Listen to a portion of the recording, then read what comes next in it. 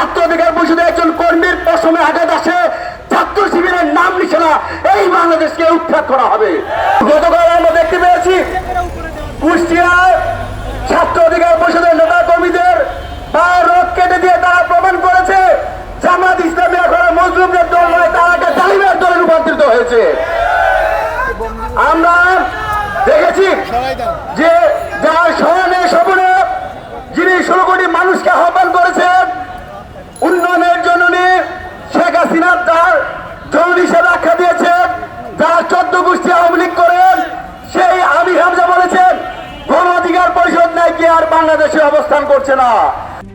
RICL TMX, যুগের পর যুগ স্থাপনা থাকে মজবুত।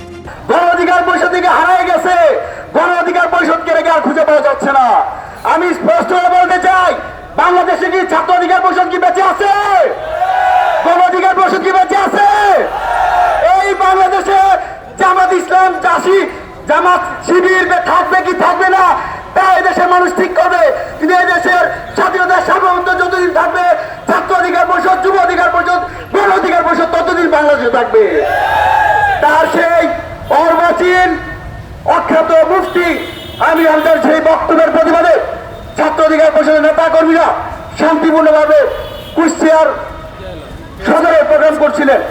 সেই প্রোগ্রামে আমির হামজা তার সাথে থাকা জামাত শিবিরের চেলাফেলা দিয়ে, গুন্ডাদের দিয়ে, লাঠি শুনে রামদা দিয়ে ছাত্র অধিকার পরিষদ সরকারি কুষ্টিয়া কলেজের সভাপতি সুহানকে তার নাকে হাড় ভেঙে দিয়েছে, তার হাত ভেঙে দিয়েছে। কলেজ শাখার সাধারণ সম্পাদক মহাদিসকে তাদের যে চরিত্র আমরা ভেবেছিলাম জামাত শিবির হয়তো 71-এর তাদের যে ক্যারেক্টার ছিল সেখান থেকে তারা সরে এসেছে, তাদের যে রক্ষার ইতিহাস ছিল সেখান থেকে তারা সরে এসেছে। কিন্তু আমরা অত্যন্ত বৈতাবের সাথে দেখতে পেলাম সেই মহাদিসকে তারা রক্ষার উদ্দেশ্যে তার পায়ের গোড়ালি কেটে দিয়েছে, দুটি রোগ কেটে দিয়েছে। বর্তমানে তার পায়ে 26টি সেলাই লেগেছে।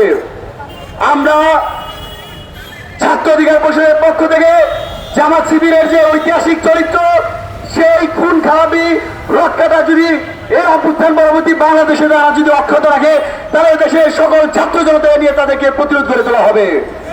আমাদের বক্তব্য স্পষ্ট। আমরা দেখেছি মুফতি আমির হামজা একজন সংসদ সদস্য, তিনি বর্তমান সংসদের বিভিন্ন নারী যারা আছেন, সাংসদ আছেন, তাদের চরিত্র নিয়ে কথা বলছেন। নারী সাংসদের শারীরিক গঠন নিয়ে কাউকে বলা হচ্ছে তার বুড়ি বেড়ে গেছে, কারো অসৌজন্যমূলক আচরণ করছে। জাহাঙ্গীরনগর বিশ্ববিদ্যালয়ে বলা হয় সকালে নাকি সেখানে মদ দিয়ে কুলি করতে হয়। বিভিন্ন বিশ্ববিদ্যালয় নিয়ে তারা মাদকের আটকাখানা, ব্যবসাখানা বলে অভূষিত করা হয়। আমরা স্পষ্ট বলতে চাই, ছাত্র অধিকার পরিষদ মনে করে একজন আইন প্রণেতা এরকম একজন উন্মাদ পাগল হয়ে একজন আইন প্রণেতা বাংলাদেশে থাকতে পারে না। অনতি বিলম্বে সংসদ সদস্য হিসেবে মুফতি আমির হামজাকে তার এই জায়গা থেকে অব্যাহতি দিতে হবে।